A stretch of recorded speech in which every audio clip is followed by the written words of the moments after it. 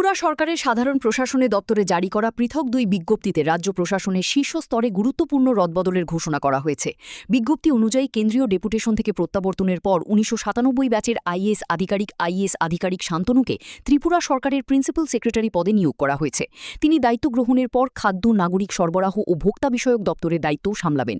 পাশাপাশি অতিরিক্ত দায়িত্ব হিসেবে পশ্চিম ত্রিপুরার Tripura tribal areas autonomous district কাউন্সিলের মুখ্য কার্যনির্বাহী আধিকারিকের পদও তার হাতে থাকবে। অন্যদিকে আইএফএস ডাক্তার ড শশী কুমারকে খাদ্য, নাগরিক সরবরাহ ও ভোক্তা বিষয়ক দপ্তরের দায়িত্ব থেকে অব্যাহতি দেওয়া হয়েছে।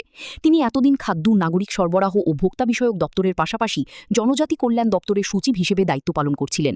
এছাড়া উচ্চশিক্ষা দপ্তরের বিশেষ সচিব আইএএস রাভাল হেমেন্দ্র কুমার টিটিএডিসি এর মুখ্য কার্যনির্বাহী আধিকারিকের অতিরিক্ত দায়িত্ব থেকে অব্যাহতি দেওয়া হয়েছে। শান্তনু আইএএস ওই পদে যোগদান করার পর এই পরিবর্তন কার্যকর হবে।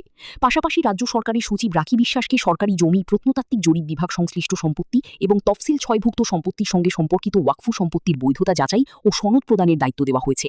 রাখি বিশ্বাস বর্তমানে ক্ষুদ্র সঞ্চয়, জিআই ও আইএফ এর অর্থ দপ্তরের স্বাধীন দায়িত্বপ্রাপ্ত রয়েছেন। রাজ্যপালের আদেশক্রমে এই বিজ্ঞপ্তি জারি হয়েছে বলে প্রশাসনিকভাবে জানানো হয়েছে। Bureau report, news now.